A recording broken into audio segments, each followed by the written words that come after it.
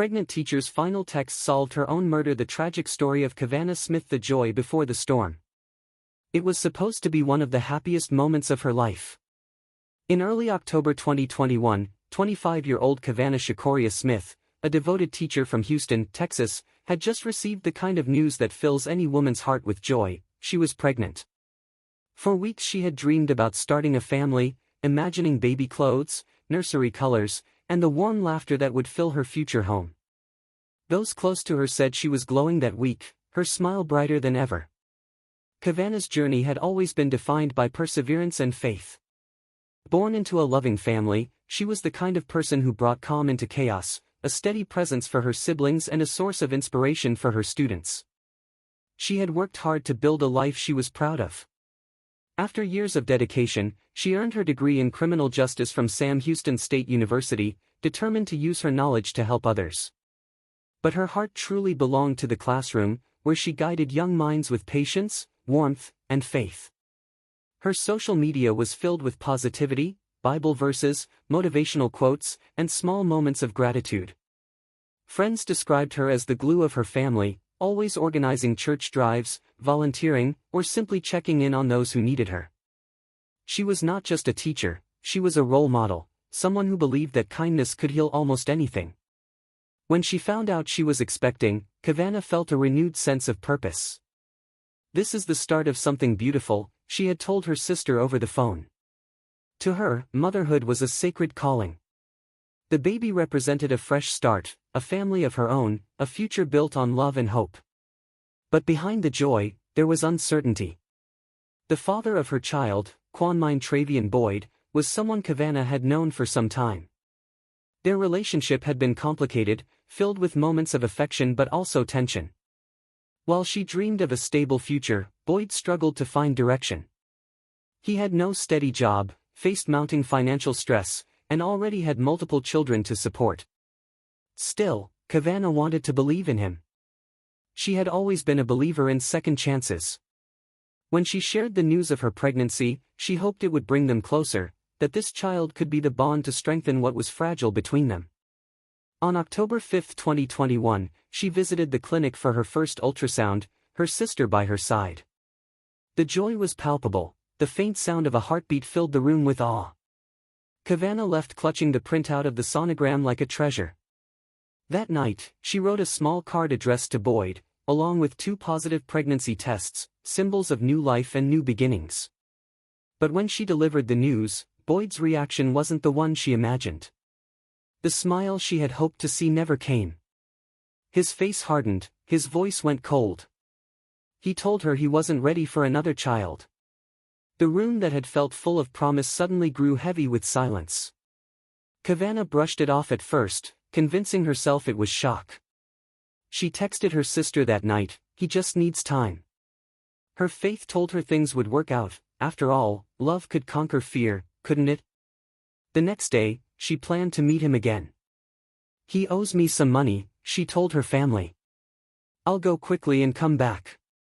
She sent her sister her GPS location, a habit she thought was just precautionary. She laughed it off, saying, "Just in case anything happens." It was 6:42 p.m. when the first message came through. "I'm at this location getting my money. If anything happens to me." Her sister's phone lit up again a few minutes later. "I've been kidnapped." At first, they thought it was a joke, until the messages stopped. Somewhere in Houston, a teacher who had devoted her life to helping others was trapped inside the trunk of a car, whispering silent prayers into the darkness. The night was just beginning, and it would end in unimaginable tragedy. The final message. The sky over Houston was turning gray that October evening, the kind of heavy dusk that seemed to carry a warning in the air. At 6:45 p.m., Kavana's final text lit up her sister's phone. "I'm in the back of Quan's truck." Those 7 words changed everything. Her sister's heart dropped. She called immediately, again and again, but there was no answer. Each ring that went to voicemail deepened the dread. Within minutes, their family group chat filled with frantic messages, everyone trying to make sense of what was happening. By 7:15 p.m., 911 calls began flooding in from Reed Street, a quiet area on the north side of the city. Neighbors had reported hearing gunshots and seeing a woman collapse in the middle of the road. When police arrived, they found Kavana's lifeless body, her phone still nearby. The young teacher who had spent her life helping others now lay still under the faint glow of the streetlights. The scene was heartbreaking. Officers described it as both shocking and deeply personal. This wasn't a robbery or random violence. This was something intimate, deliberate. As they began to retrace her last movements, the details painted a chilling picture of betrayal. Detectives followed her GPS trail, which led straight to Quanmine Travian Boyd's apartment. Inside, they discovered devastating proof of what had happened. On his kitchen counter lay 2 positive pregnancy tests, an ultrasound dated just the day before, and the handwritten card she had lovingly made to announce the pregnancy. Next to it, a few of Kavana's personal belongings, her purse, phone charger, and a small notebook she always carried. Witnesses in the neighborhood reported seeing a couple arguing outside earlier that evening. One neighbor recalled, "She looked scared, but she was trying to stay calm." Another described hearing shouting, then a gunshot, followed by the sound of a truck speeding away. That truck, a white pickup, was later confirmed to belong to Boyd. Forensic investigators recovered tire marks matching its pattern near the scene. The motive, while senseless, began to form a picture. Boyd, already struggling with financial pressure and paying child support for 4 young children, could not handle the idea of another baby. But instead of walking away, he chose violence. The next morning, the story spread quickly across local news stations. A young teacher, pregnant and full of hope, murdered after revealing her pregnancy. Reporters stood outside the Houston Police Department as family members pleaded for justice. Kavana's sister, Brittany Wilson, spoke through tears. "She texted me before it happened. She told me where she was. She was scared. My sister practically solved her own case before she was killed." Police issued a statewide warrant for capital murder. Boyd had vanished. His apartment was empty. The white truck, later found abandoned outside a boarded-up house in southeast Houston, was the only clue left behind. The city was on alert. Detectives urged the public to help locate him, describing him as armed and dangerous. As hours turned into days, the weight of grief spread through Kavana's community. Her school closed for a day of mourning. Students left flowers and notes outside her classroom door. One note read, "You were my favorite teacher. You believed in me when no one else did." The loss was more than personal, it was symbolic. It was another reminder of how domestic violence hides behind smiles and silence. Kavana had been strong, independent, full of faith.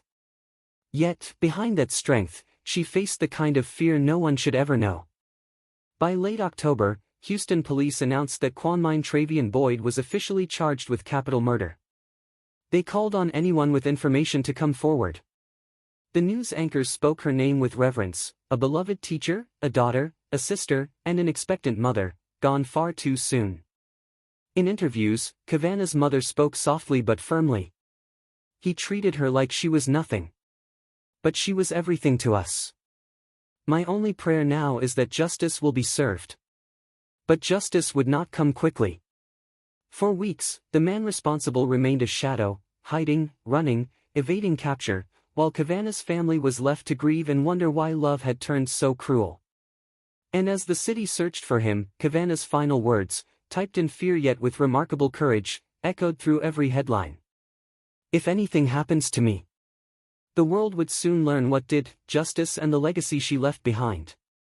For nearly 2 months after Kavana's murder, Houston lived with the name Quanmine Travian Boyd etched into its headlines. Police scoured the city, following tips and sightings, hoping to find the man accused of shooting a pregnant woman in cold blood. Then, on November 25, 2021, the search finally ended.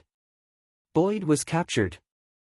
News broke across every local network, suspect arrested in murder of pregnant Houston teacher. The relief was immediate but bittersweet. While the community could breathe again, nothing could undo what had happened. The arrest marked the beginning of justice, but for Kavana's family, it was only a small light in a darkness that would never truly lift. Boyd was charged with capital murder, a charge that carried the harshest penalties under Texas law, life imprisonment without parole or the death penalty. Court documents described the crime as premeditated and ruthless. Detectives presented evidence of the pregnancy announcement, the ultrasound, and the chilling text messages Kavana had sent just before she was killed. Each detail told the same story: this was not a random act, but the deliberate silencing of a woman whose only crime was bringing life into the world. At the courthouse, Kavana's family filled the benches, her mother clutching a framed photo of her daughter smiling in her graduation gown. Reporters noted how quiet the room grew as prosecutors read the details aloud. It was painful, raw, and real. But even then, Kavana's family remained composed, determined to honor her with strength, not rage. She was more than a headline, her sister Brittany told the press afterward. She was the heart of our family. Even in her last moments, she fought to be heard. She made sure we would find the truth. That truth rippled far beyond her family. Her story became a rallying cry in Houston and across social media, shared by advocates raising awareness about domestic violence, especially among women of color. People were moved by how brave she had been, how she left behind digital breadcrumbs, her location, her messages, her final warnings, that helped police solve her case. At her funeral, the church overflowed with mourners, students, co-workers, family, and strangers who had followed her story. The choir sang softly as photos of Kavana flashed on a screen, her laughing with friends, volunteering at school, holding her graduation cap, and smiling with a warmth that seemed to light the room. Her pastor spoke gently. Kavana was a teacher not just by profession, but by spirit. Even in death, she teaches us about courage, about faith, and about the danger of ignoring signs of abuse. Those who knew her said she had always been the first to help, the first to forgive, and the last to give up on people. But now, her story was being told as a lesson, that love should never come with fear, and silence should never protect the violent. Her mother later founded a small community initiative in her name, the Kavana Smith Foundation, dedicated to helping young women recognize early signs of toxic relationships and offering resources for victims of abuse. The group organized candlelight vigils, donated to shelters, and shared hotline numbers through social media campaigns. For Kavana's students, the loss was deeply personal. Many of them wrote letters that were placed beside her casket: "You taught me to be kind. You told me I could be anything. I'll never forget you, Ms. Smith." As months passed, Boyd remained behind bars awaiting trial. His capture brought a measure of closure, but not peace. In interviews, Kavana's mother often said, "Justice isn't just about punishment, it's about preventing this from happening to another daughter, another sister, another teacher." The story of Kavana Shakoria Smith became one of heartbreak, but also of legacy. Her final messages saved her case. Her kindness inspired others to speak up. And her name, once whispered through tears, became a symbol of strength for countless women who felt unseen.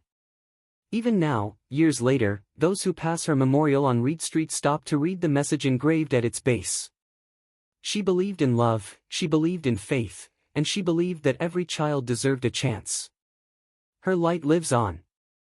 Kavana's voice was silenced that night, but her story continues to speak louder than ever.